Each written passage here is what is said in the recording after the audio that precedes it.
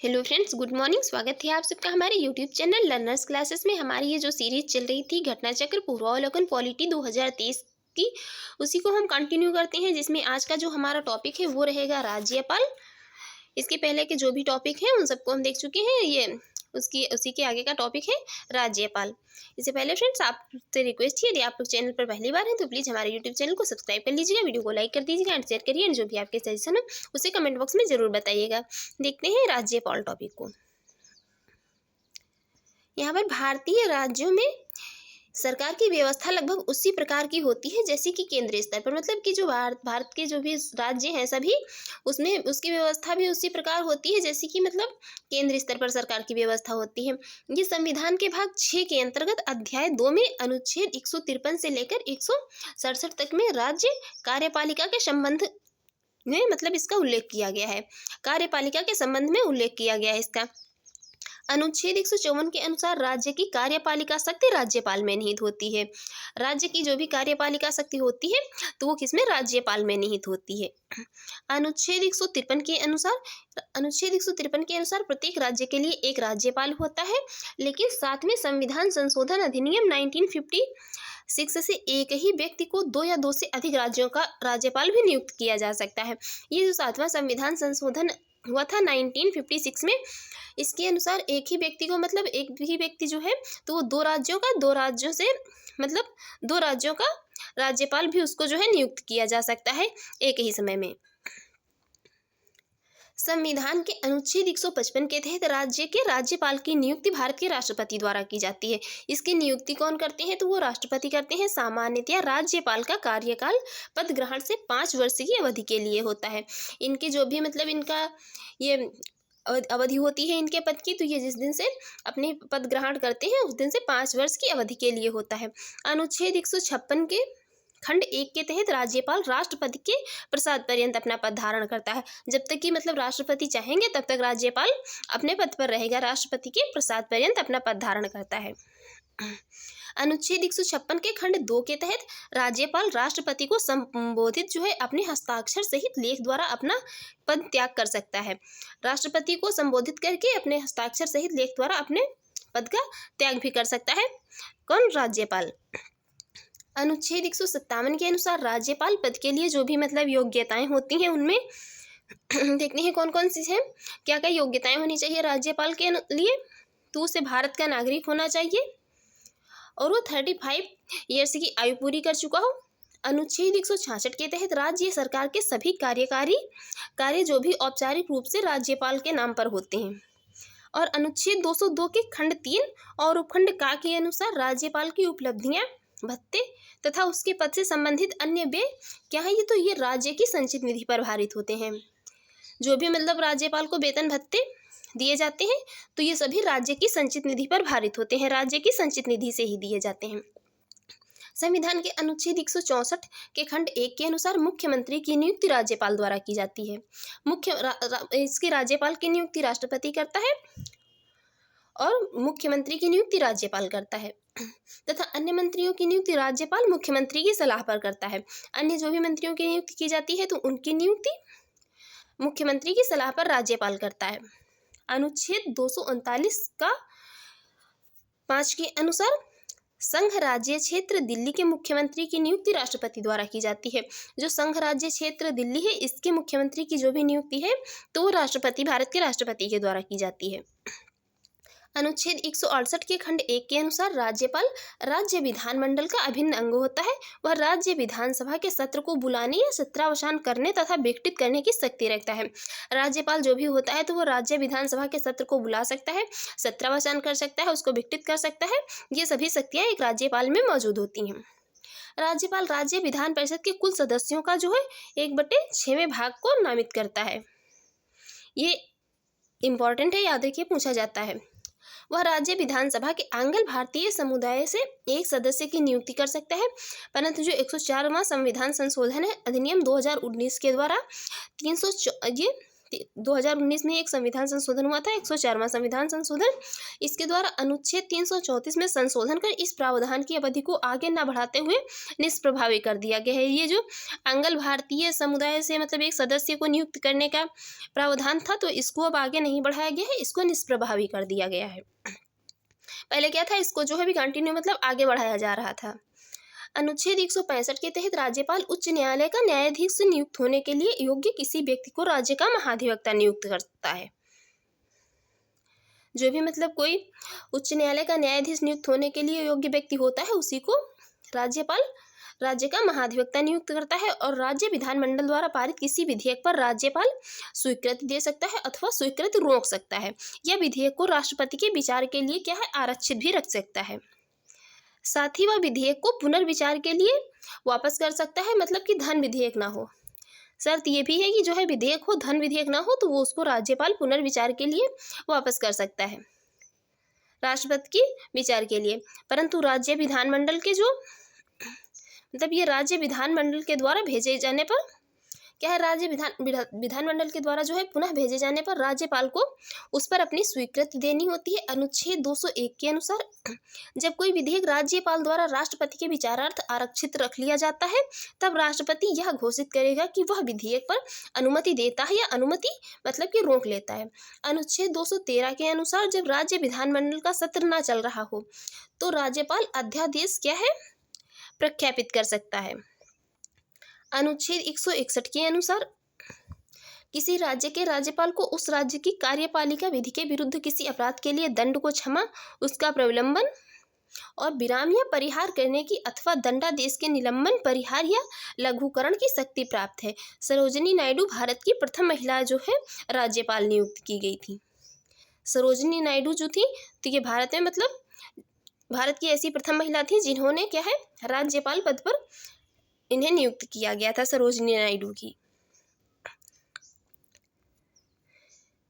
ये ऐसी भारत की प्रथम महिला थी जिन्हें राज्यपाल नियुक्त किया गया था। देखते हैं नेक्स्ट। अब यहाँ पर जो भी मतलब इसके क्वेश्चन है उनको देख लेते हैं। पहला क्वेश्चन है यहाँ पर, संविधान के मसौदे में निर्वाचित राज्यपालों के प्रावधानों की मूल योजना को छोड़ दिया गया था, क्योंकि इनके जो भी संविधान के मसौदों में मतलब निर्वाचित राज्यपालों के प्रावधानों की मूल योजना को क्यों छोड़ दिया गया था। पहला स्टेटमेंट है, इसका तात्पर्य होता एक दूसरा निर्वाचन, ये भी इसका एक कारण था।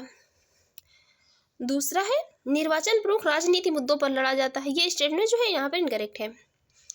थर्ड स्टेटमेंट है, निर्वाचित राज्यपाल अपने को मुख्यमंत्री से बड़ा मानता है, निर्वाचित राज्यपाल जो है ये करेक्ट भी है कि निर्वाचित राज्यपाल अपने को मुख्यमंत्री से बड़ा मानता है। फोर्थ स्टेटमेंट है, राज्यपाल को संसदीय प्रणाली के अधीन ही कार्य करना था, ये स्टेटमेंट भी यहाँ पर करेक्ट है। दूसरा स्टेटमेंट हो जाता है इनकरेक्ट, इसलिए राइट आंसर हो जाएगा ऑप्शन सी 1, 3, 4। देखते हैं इसकी एक्सप्लेन। संविधान सभा में इस बात पर काफ़ी बहस हुई कि राज्य का राज्यपाल नियुक्त हो या निर्वाचित हो। कृष्णामाचारी जो थे और बीजी खेर, जीबी पंत जैसे नेता निर्वाचित राज्यपाल के पक्ष में थे, जबकि अंबेडकर, जवाहरलाल नेहरू जैसे नेता नामित राज्यपाल के पक्ष में थे। अतः देश की जो परिस्थितियां एवं आम सहमति के आधार पर नामित राज्यपाल का प्रावधान किया गया और निर्वाचित प्रावधान की ये मूल योजना को छोड़ दिया गया, क्योंकि जो है अनावश्यक ये निर्वाचन व्यय होगा, इसलिए छोड़ दिया गया। निर्वाचन के दुष्परिणामों से बचा जा सकेगा और राजनैतिक महत्वाकांक्षाओं, द्वंद्व एवं जो है संघर्ष को जन्म देंगी। केंद्र या राज्यों का प्रभावी नियंत्रण न हो सकेगा, अलगाववाद को बढ़ावा मिलेगा, इसलिए जो है इसकी मूल योजना को छोड़ दिया गया था।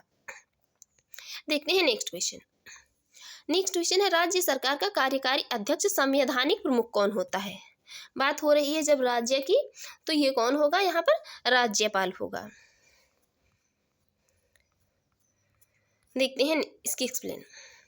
संविधान के अनुच्छेद 154 के खंड 1 के अनुसार राज्य की कार्यपालिका शक्ति राज्यपाल में निहित होती है, जिसका प्रयोग वह इस संविधान के अनुसार स्वयं या अपने अधीनस्थ अधिकारियों के द्वारा करेगा। इस प्रकार राज्य सरकार का संवैधानिक प्रमुख राज्यपाल होता है। अनुच्छेद 155 के अनुसार राज्य के राज्यपाल को राष्ट्रपति अपने हस्ताक्षर और मुद्रा सहित अधिपत्र द्वारा नियुक्त करता है।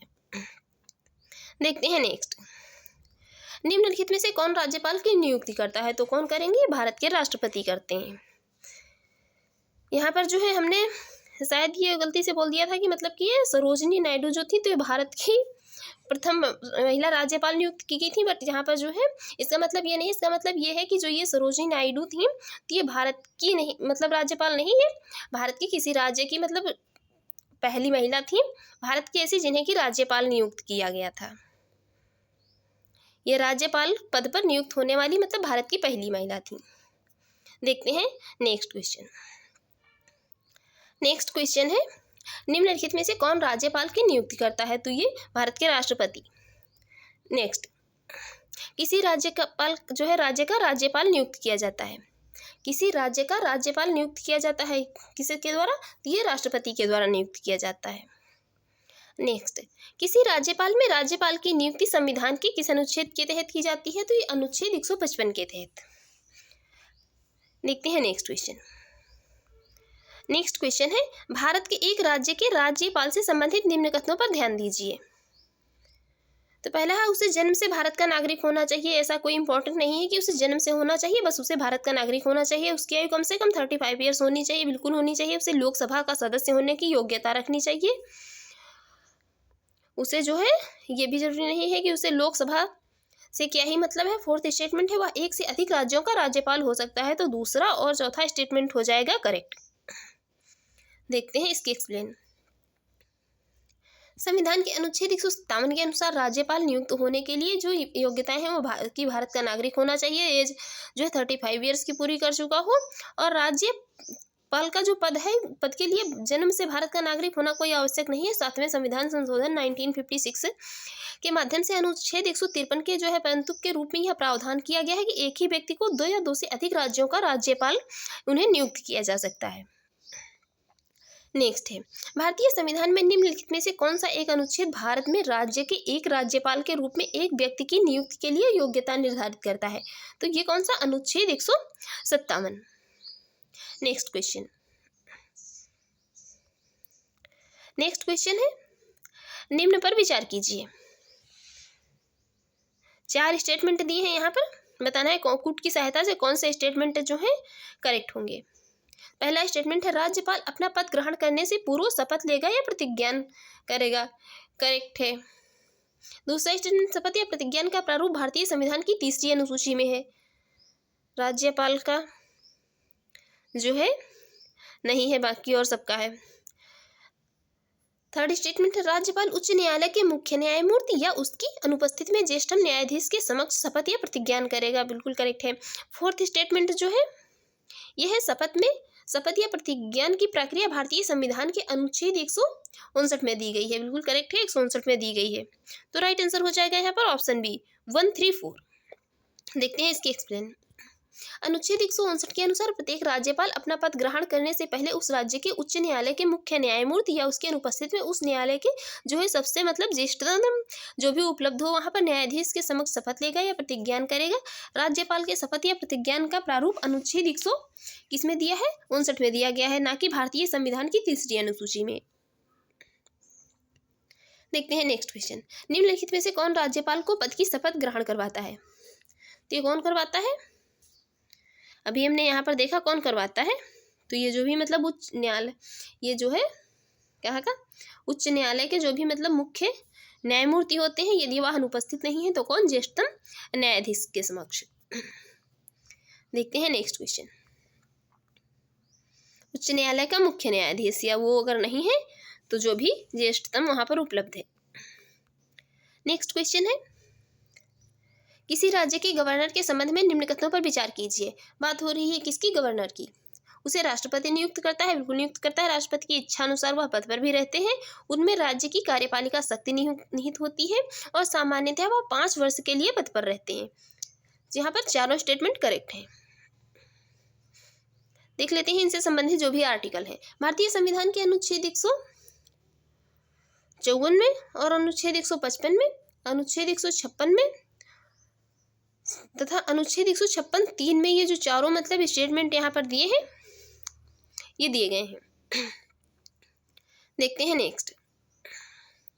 नेक्स्ट है, किसी भारतीय राज्य के राज्यपाल से संबंधित निम्नलिखित कथनों में से जो भी कौन सा मतलब स्टेटमेंट यहाँ पर करेक्ट नहीं है, ये पूछ रहा है। 4 स्टेटमेंट दिए हैं किसके? राज्यपाल के संबंध में। पहला है वह भारत के राष्ट्रपति द्वारा नियुक्त होता है, बिल्कुल। वह एक से अधिक राज्यों का राज्यपाल नियुक्त हो सकता है, 5 वर्ष तक अपने पद पर रहता है। जब अब यहाँ पर बचा सिर्फ डी वाला स्टेटमेंट, तो यही स्टेटमेंट है जो इनकरेक्ट हो जाएगा। यदि संबंधित राज्य की व्यवस्थापिका उसे पद से हटाए जाने का प्रस्ताव स्वीकार करती है तो वह पदावधि के पूर्व भी पदमुक्त किया जा सकता है। ऐसा उसे नहीं, मतलब व्यवस्थापिका अगर कहेगी तो उसे नहीं हटाया जाएगा। देखते हैं नेक्स्ट। अनुच्छेद 156(1) के अनुसार राज्यपाल राष्ट्रपति के प्रसाद पर्यंत अपना पद धारण करता है, अतः जो है पदावधि से पूर्व भी राष्ट्रपति उसे केंद्रीय मंत्री परिषद की सलाह पर उसे पद से हटा सकता है। राज्य व्यवस्थापिका द्वारा राज्यपाल को हटाए जाने का कोई प्रावधान नहीं है। अनुच्छेद 156 के खंड 3 के अनुसार इस अनुच्छेद के पूर्वगामी उपबंधों के अधीन रहते हुए राज्यपाल को अपने पद ग्रहण की तारीख से 5 वर्ष की अवधि तक पद पर वो अपने बना रहता है। देखते हैं नेक्स्ट क्वेश्चन। नेक्स्ट क्वेश्चन है यहाँ पर, संविधान के अनुच्छेद 156 में उपबंध है कि राज्यपाल अपने पद ग्रहण की तारीख से 5 वर्ष की अवधि तक पद धारण करेगा। इससे निम्नलिखित में से कौन सा निष्कर्ष निकाला जा सकता है? तो पहला स्टेटमेंट है जो वह किसी राज्यपाल को उसकी पदावधि पूरी होने से पूर्व जो है पद से नहीं हटाया जा सकता है। बिल्कुल करेक्ट है कि किसी राज्यपाल को जब तक मतलब उसका टाइम पीरियड जो है पूरा नहीं हो जाता है तब तक उसे नहीं हटाया जा सकता है ऐसे। दूसरा स्टेटमेंट, कोई राज्यपाल 5 वर्ष की अवधि के बाद अपने पद पर बना नहीं रह सकता है। ये स्टेटमेंट भी करेक्ट है, तो दोनों स्टेटमेंट करेक्ट हो जाएंगे। देखते हैं इसकी एक्सप्लेन। संविधान के अनुच्छेद 156(1) के अनुसार राज्यपाल राष्ट्रपति के प्रसाद पर्यंत पद धारण करता है, अतः राष्ट्रपति उसे अवधि पूर्ण करने से पूर्व हटा सकता है। कौन सिर्फ उसे जो है राष्ट्रपति हटा सकता है? अनुच्छेद 156(3) के परंतु के अनुसार राज्यपाल अपने पद की अवधि समाप्त हो जाने पर भी तब तक अपने पद पर बना रहेगा जब तक कि उसका उत्तराधिकारी क्या है पद धारण नहीं कर लेगा। यहाँ पर उत्तराधिकारी से मतलब जो है उसके पुत्र से नहीं है, मतलब जो भी नेक्स्ट राज्यपाल बनेगा वो जब तक अपना पद धारण नहीं कर लेगा तब तक वो अपने पद पर बना रहेगा। देखते हैं नेक्स्ट, राज्यपाल किसके प्रति उत्तरदायी होता है? राज्यपाल जो है होगा उत्तरदायी किसके? राष्ट्रपति के प्रति। देख लेते हैं इसकी एक्सप्लेन। अनुच्छेद 155 के अनुसार राज्यपाल की नियुक्ति राष्ट्रपति द्वारा की जाती है और अनुच्छेद 156 के तहत राष्ट्रपति के प्रसाद पर्यंत पद धारण करता है। इस प्रकार एक ओर तो वह राज्य शासन का मुखिया होता है, दूसरी ओर केंद्र सरकार राष्ट्रपति के प्रतिनिधि के रूप में कार्य करता है तथा राष्ट्रपति के प्रति उत्तरदायी होता है। नेक्स्ट है, निम्नलिखित में से कौन भारत के राष्ट्रपति की इच्छा तक ही पद पर बने रह सकते हैं? कौन? वो राज्यपाल बने रह सकते हैं। आप लोग जो है कमेंट बॉक्स में बताइए एक राज्यपाल के जो भी मतलब भारत की प्रथम महिला राज्यपाल नियुक्त किया गया था जिनको, तो उन्होंने राज्यपाल के विषय में एक बहुत ही अच्छा स्टेटमेंट दिया था। वो स्टेटमेंट उन्होंने क्या दिया था? देखते हैं नेक्स्ट क्वेश्चन। निम्नलिखित कथनों में से कौन सा एक सही है? पहला है, भारत में एक ही व्यक्ति को एक ही समय में 2 या 2 से अधिक राज्यों का राज्यपाल नियुक्त नहीं किया जा सकता है। तो ये तो बिल्कुल नहीं सही हो सकता है क्योंकि नियुक्त क्या है? किया जा सकता है। देखते हैं नेक्स्ट स्टेटमेंट। नेक्स्ट है यहाँ पर, भारत में राज्यों के उच्च न्यायालय के न्यायाधीश राज्य के राज्यपाल द्वारा नियुक्त किए जाते हैं, ठीक वैसे ही जैसे उच्चतम न्यायालय के न्यायाधीश राष्ट्रपति द्वारा नियुक्त किए जाते हैं। उच्च न्यायालय के जो है ये न्यायाधीश द्वारा नियुक्त किए जाते हैं कि राष्ट्रपति के द्वारा? ये स्टेटमेंट भी यहाँ पर इनकरेक्ट हो जाएगा। थर्ड स्टेटमेंट है, भारत के संविधान में राज्यपाल को उसके पद से हटाने हेतु कोई भी प्रक्रिया अधिकथित नहीं है। बिल्कुल करेक्ट जो है यही है कि कोई भी प्रक्रिया अधिकथित नहीं है। और यहाँ पर जो है वो क्वेश्चन पूछा क्या गया था? क्वेश्चन पूछा गया था कि कौन सा जो है करेक्ट है, तो यही वाला करेक्ट है कि इसको हटाने की बात जो है भारतीय संविधान में किसी भी आर्टिकल में नहीं की गई है राज्यपाल को। देख लेते हैं इसकी एक्सप्लेन। ये जो अनुच्छेद 156(1) में प्रावधान है कि राज्यपाल राष्ट्रपति के प्रसाद पर्यंत पद धारण करेगा। अनुच्छेद 153 है में कहा गया है एक ही व्यक्ति को 2 से अधिक राज्यों का राज्यपाल नियुक्त किया जा सकता है एक ही समय में। अनुच्छेद 217(1) खंड 1 में बात की गई है राष्ट्रपति द्वारा उच्च न्यायालयों के न्यायाधीशों की नियुक्ति की जाती है। और अनुच्छेद 239 का के 5 जो है इसका खंड 5 के तहत संघ राज्य क्षेत्र दिल्ली के मुख्यमंत्री तथा संघ राज्य क्षेत्र सरकार अधिनियम 1963 के तहत पुडुचेरी संघ राज्य क्षेत्र के मुख्यमंत्री की नियुक्ति किसके द्वारा? ये राष्ट्रपति के द्वारा की जाती है। नेक्स्ट है जम्मू एवं कश्मीर के राज्यपाल की नियुक्ति कौन करता है? तो इनकी नियुक्ति कौन करेगा? भारत का राष्ट्रपति करता है। देख लेते हैं, इसकी एक्सप्लेन इंपॉर्टेंट है। जम्मू एवं कश्मीर राज्य को संविधान के अनुच्छेद 370 के तहत भारत के अन्य राज्यों से अलग विशेष राज्य का दर्जा प्रदान किया गया था।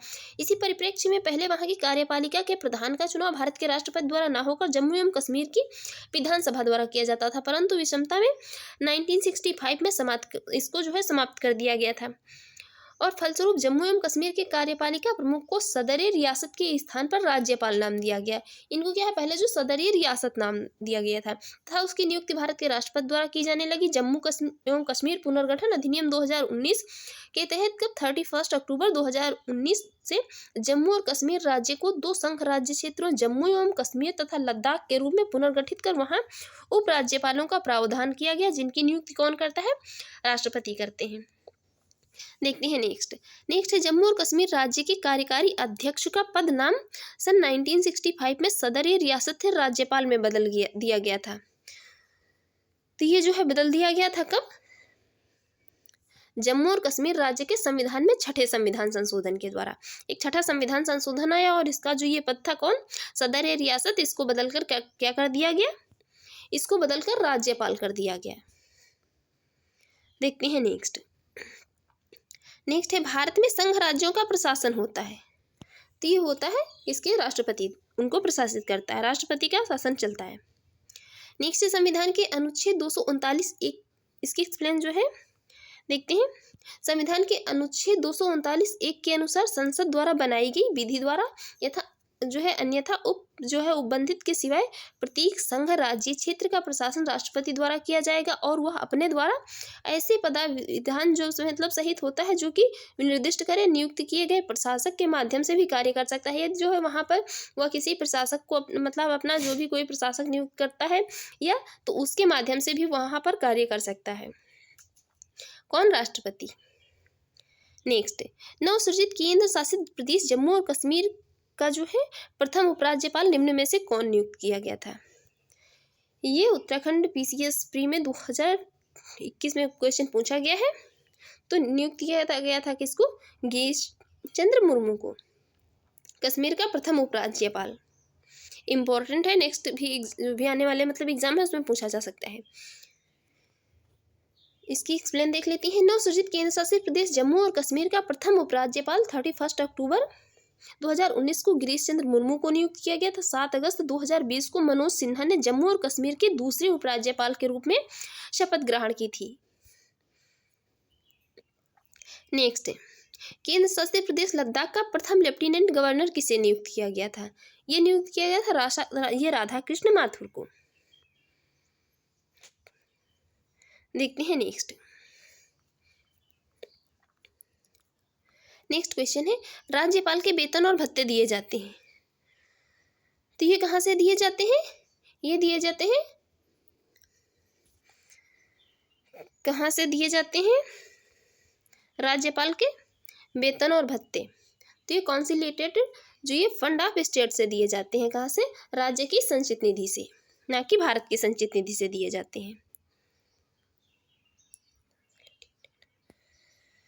अनुच्छेद 202 के उपखंड 3 के अनुसार राज्य की संचित निधि पर भारित होते हैं। देखते हैं नेक्स्ट एक ही व्यक्ति को 2 या 2 से अधिक राज्यों का राज्यपाल नियुक्त किया जाता है तो उस राज्यपाल को संदेय उपलब्धियां और भत्ते होंगे। कहाँ से? ये कहाँ से दिए जाएंगे?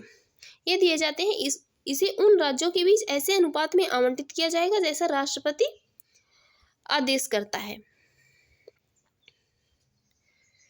इसकी एक्सप्लेन कुछ इंपॉर्टेंट नहीं। देखते हैं नेक्स्ट है निम्नलिखित में से कौन सी किसी राज्य के राज्यपाल को दी गई विवेकाधीन शक्तियां हैं?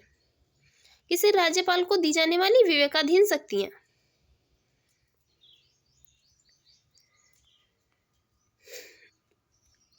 ये विवेकाधीन शक्तियां हैं। देखते हैं पहला स्टेटमेंट है भारत के राष्ट्रपति को राष्ट्रपति शासन अधिरोपित करने के लिए जो है रिपोर्ट भेजना। ये भी एक इसकी जो है विवेकाधीन शक्ति है। दूसरी है मंत्रियों की नियुक्ति नहीं करता है राज्यपाल।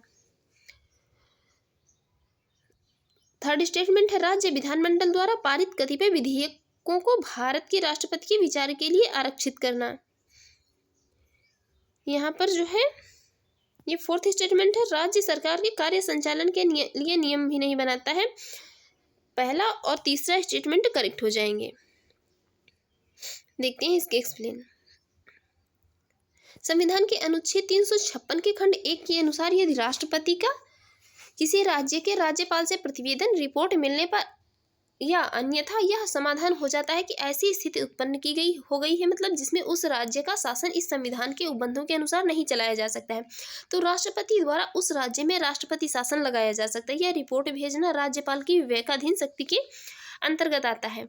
और संविधान के जो है अनुच्छेद 164 के खंड 1 के अनुसार मंत्रियों की नियुक्ति राज्यपाल मुख्यमंत्री की सलाह पर करेगा, अतः यह राज्यपाल की विवेकाधीन शक्ति नहीं है।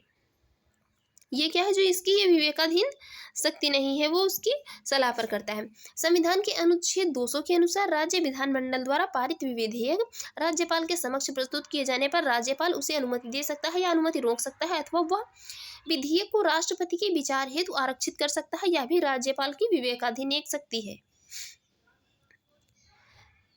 संविधान के अनुच्छेद 166 के खंड 3 के अनुसार राज्यपाल अपने विवेकानुसार किए जाने वाले कार्य को छोड़कर राज्य सरकार के कार्य के सुचारू रूप से संचालन और इस हेतु मंत्रियों में कार्य के आवंटन के लिए नियम बनाता है। देखते हैं नेक्स्ट है राज्य का राज्यपाल मंत्रिपरिषद के परामर्श से स्वतंत्र कार्य कर सकता है। तो इस उपबंध में यहाँ पर जो है इसके संबंध में 4-5 स्टेटमेंट दिए हैं, बताना है कौन से स्टेटमेंट करेक्ट होंगे। देखते हैं। पहला स्टेटमेंट है राज्य का राज्यपाल मंत्रिपरिषद के परामर्श से स्वतंत्र कार्य कर सकता है। पहला स्टेटमेंट है विधानसभा में सरकार को अपना बहुमत सिद्ध करने के लिए कहे। यह विधानसभा में सरकार को अपना बहुमत सिद्ध करने को कहने के लिए, बिल्कुल करेक्ट है। दूसरा है मुख्यमंत्री को बर्खास्त करने के लिए। थर्ड स्टेटमेंट है भारत के राष्ट्रपति के विचारार्थ किसी विधेयक को आरक्षित करने के लिए। फोर्थ स्टेटमेंट है विधायिका द्वारा पारित किसी विधेयक को पुनर्विचार हेतु वापस करने के लिए, ये भी करेक्ट है। जो है पांचवा स्टेटमेंट है उच्च न्यायालय का परामर्श मांगने के लिए, तो ये स्टेटमेंट जो है इनकरेक्ट हो जाएगा, उच्च न्यायालय का परामर्श मांगने के लिए नहीं। राइट आंसर होगा ऑप्शन ए। इसमें देखते हैं इसके जो है कौन कौन से कार्य हैं, मतलब ये अपने विवेकानुसार कौन कौन से कार्य कर सकता है राज्य का राज्यपाल। तो विधानसभा में सरकार को अपना बहुमत सिद्ध करने को कह सकता है। बाकी अल्पमत जो है अल्पमत में आए मुख्यमंत्री को बर्खास्त करने के लिए, किसी विधेयक पर अनुमति देने, अनुमति रोकने अथवा भारत के राष्ट्रपति के विचारार्थ उस विधेयक को आरक्षित करने के लिए अनुच्छेद 200 के तहत, विधायिका द्वारा पारित किसी विधेयक को पुनर्विचार हेतु वापस करने के लिए अनुच्छेद 200 के परंतु में। देखते हैं नेक्स्ट क्वेश्चन। नेक्स्ट क्वेश्चन है यहाँ पर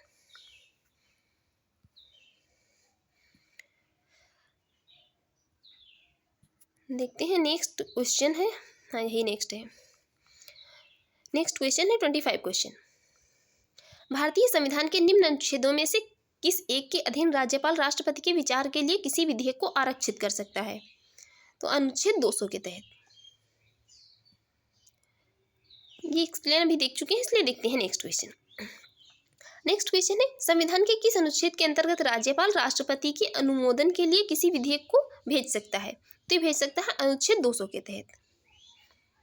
नेक्स्ट क्वेश्चन है किसी विधेयक पर संवैधानिक उपबंध के तहत राज्यपाल की सिफारिश थी, किंतु बिना राज्यपाल की सिफारिश उसे राजस्थान विधानसभा में पूरा स्थापित किया जाएगा और उसने पारित करके राज्यपाल को भेज दिया है। अब तो ये जो है राजस्थान में क्वेश्चन पूछा भी गया है, इसलिए यहाँ पर राजस्थान विधानसभा की बात की गई है। पहला स्टेटमेंट है जहाँ राज्यपाल अनुमति देता है तो वह अधिनियम क्या है अविधि मान्य नहीं होगा। जहाँ राज्यपाल अनुमति देता है तो वह अधिनियम अविधि मान्य नहीं होगा। ये स्टेटमेंट जो है करेक्ट है, यही राइट आंसर हो जाएगा ऑप्शन ए। 2018 में क्वेश्चन पूछा गया है। देख लेते हैं इसकी एक्सप्लेन। किसी विधेयक पर संवैधानिक उपबंध के तहत राज्यपाल की सिफारिश अपेक्षित थी, किंतु बिना राज्यपाल की सिफारिश उसे राजस्थान विधानसभा में पूरा जो है पुनः स्थापित किया जाएगा और उसने पारित करके राज्यपाल को भेज दिया है। तब राज्यपाल अनुमति देता है तो वह अधिनियम क्या है, विधिमान्य होगा। नेक्स्ट है, भारतीय संविधान के निम्नलिखित में से कौन सा अनुच्छेद राज्यपाल का अध्यादेश जारी करने की शक्ति प्रदान करता है? तो कौन सा अनुच्छेद 212, ये राज्यपाल को अध्यादेश जारी करने की शक्ति प्रदान करता है। देख लेते हैं इसकी एक्सप्लेन। अनुच्छेद 212 जो है अनुच्छेद 213 सॉरी यहाँ पर ये अनुच्छेद कौन सा अनुच्छेद राज्यपाल को अध्यादेश जारी करने की शक्ति प्रदान करता है? तो ये अनुच्छेद 213 जो है करता है। भारतीय संविधान के अनुच्छेद 213(1) के अनुसार उस समय को छोड़कर जब किसी राज्य की विधानसभा सत्र में या विधान परिषद वाले राज्य में विधानमंडल के दोनों सदन सत्र में है, यदि किसी समय राज्यपाल को लगता है कि ऐसी परिस्थितियां विद्यमान है जिसके कारण क्या है तुरंत कार्यवाही करना आवश्यक है, तो वह क्या है ऑर्डिनेंस या अध्यादेश प्रख्यापित कर सकेगा। और अनुच्छेद 213 के खंड 2 और उपखंड का के अनुसार इस अध्यादेश को राज्य विधानमंडल के पुनः संवेद होने पर उससे स्वीकृति मिलना आवश्यक है, अन्यथा विधानमंडल के पुनः संवेद होने के 6 सप्ताह के बाद उसकी वैधता क्या है जो ये स्वतः ही समाप्त हो जाएगी।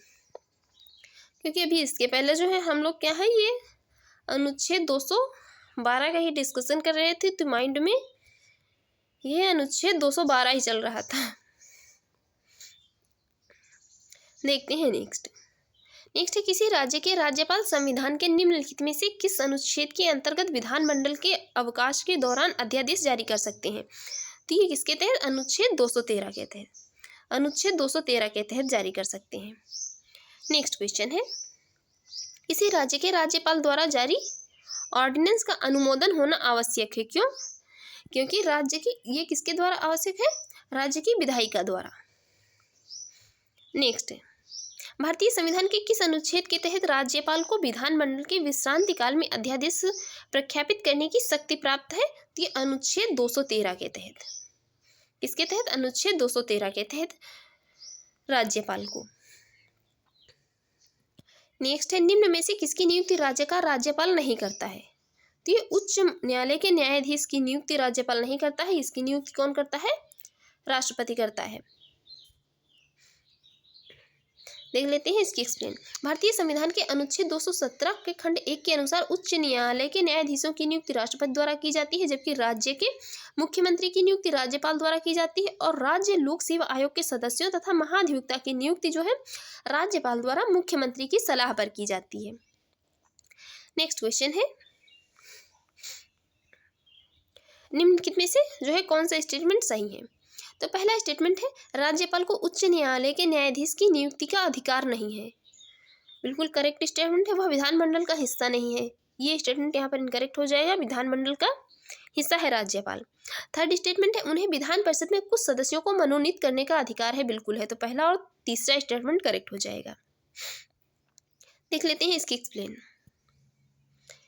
इसकी सेम एक्सप्लेन वही है, मतलब राज्यपाल की भी, जो सिर्फ यहाँ पर क्या है ये आर्टिकल चेंज हुआ है, और यहाँ पर जो भी मतलब राष्ट्रपति की थी। देखते हैं, राज्यपाल को उच्च न्यायालय के न्यायाधीश की नियुक्ति का अधिकार नहीं होता है, क्योंकि अनुच्छेद 217 के खंड 1 के अनुसार उच्च न्यायालय के न्यायाधीश की नियुक्ति कौन करता है, राष्ट्रपति द्वारा की जाती है।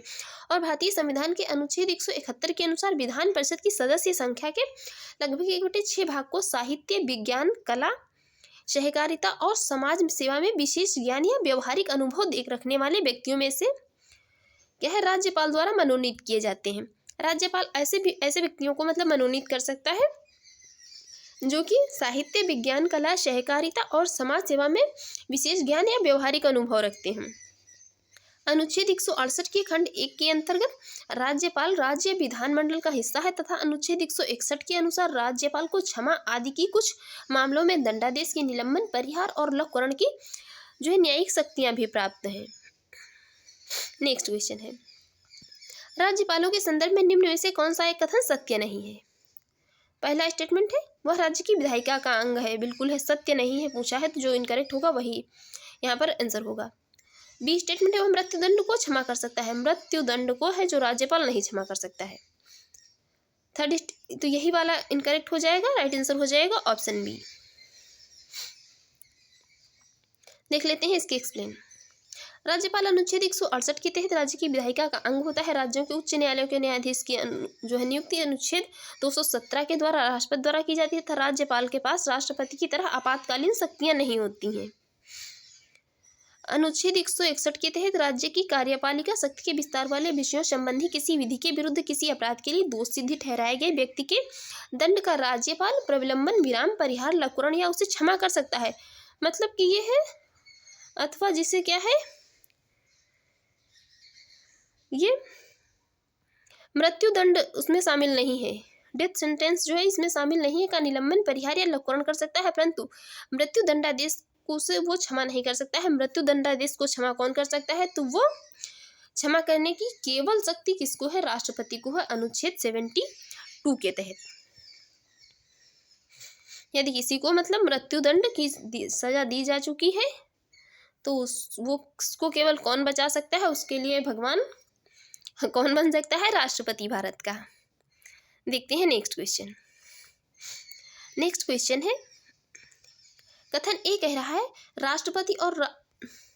कथन ए है राष्ट्रपति और राज्यपालों पर उनके किसी भी कार्य के लिए न्यायालय में मुकदमा नहीं चलाया जा सकता है।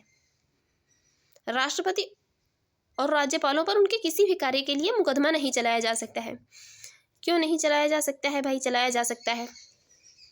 उसका कारण है, कह रहा है राष्ट्रपति पर महाभियोग चलाया जा सकता है और राज्यपालों को असंवैधानिक कृत्यों के करने पर पदच्युत किया जा सकता है।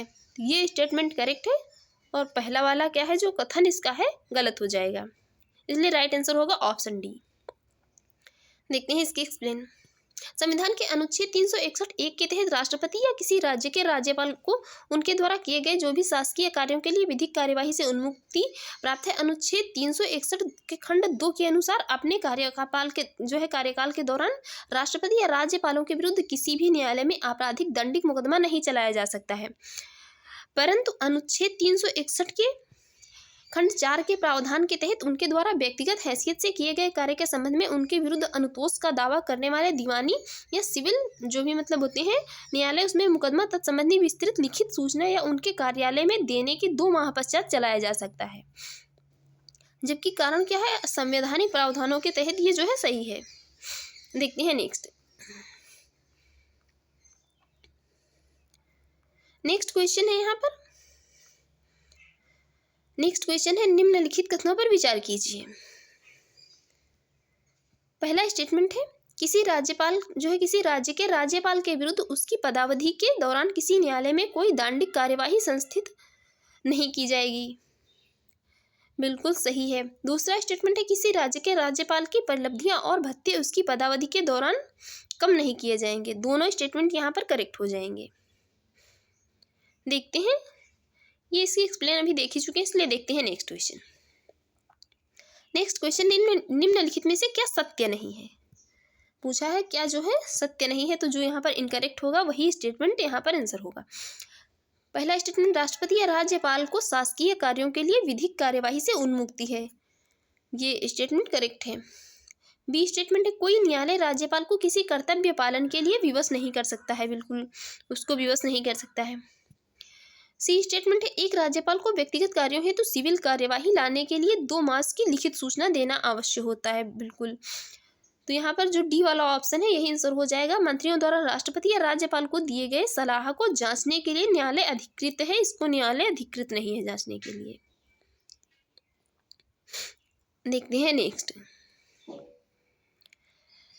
है, भारत के संविधान में निम्न में से किसके विरुद्ध अभियोग चलाने का प्रावधान नहीं है? तो किसके विरुद्ध? राज्य के राज्यपाल के विरुद्ध। देखते हैं नेक्स्ट है, भारत में किसी राज्य की राज्यपाल बनने वाली पहली महिला कौन थी? तो वो थी सरोजिनी नायडू।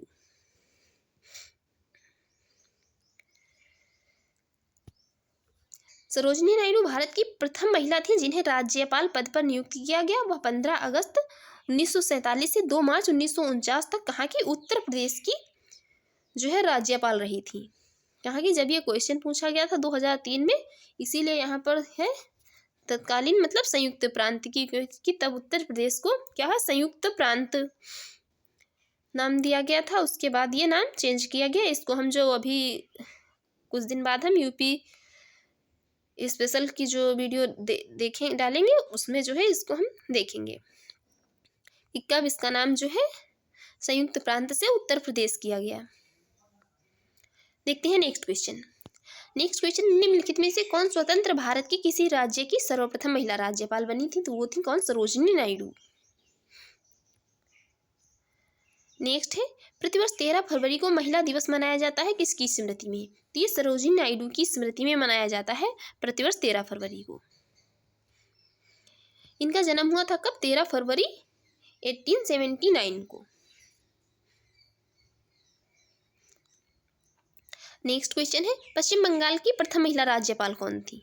तो वो थी कौन? पद्मजा नायडू थी। देख लेते हैं इसके एक्सप्लेन। ये प्रथम महिला राज्यपाल थी पद्मजा नायडू। ये पद्मजा नायडू 1956 से लेकर 1956 से लेकर 1967 तक थी। और यहाँ के जो है प्रथम राज्यपाल कौन थे? चक्रवर्ती राजगोपालाचारी थे। ये प्रथम महिला राज्यपाल थी तो पद्मजा नायडू, ना कि प्रथम मतलब राज्यपाल थी। प्रथम राज्यपाल जो थे तो वो थे राज्यपाल कौन थे? प्रथम चक्रवर्ती राजगोपालाचारी। वर्तमान में पश्चिम बंगाल के राज्यपाल कौन है? डॉक्टर DC बी आनंद बोस 23 नवंबर 2022 से बने। और विजय लक्ष्मी पंडित ये महाराष्ट्र की पहली महिला राज्यपाल थी। इनको कब नियुक्त किया गया था? तो ये इनको 1962 में नियुक्त किया गया था, 1964 तक रही थी। देखते हैं नेक्स्ट क्वेश्चन। नेक्स्ट क्वेश्चन है, मध्य प्रदेश के निम्नांकित राज्यपालों में से कौन भारत की संविधान सभा के सदस्य नहीं रहे थे?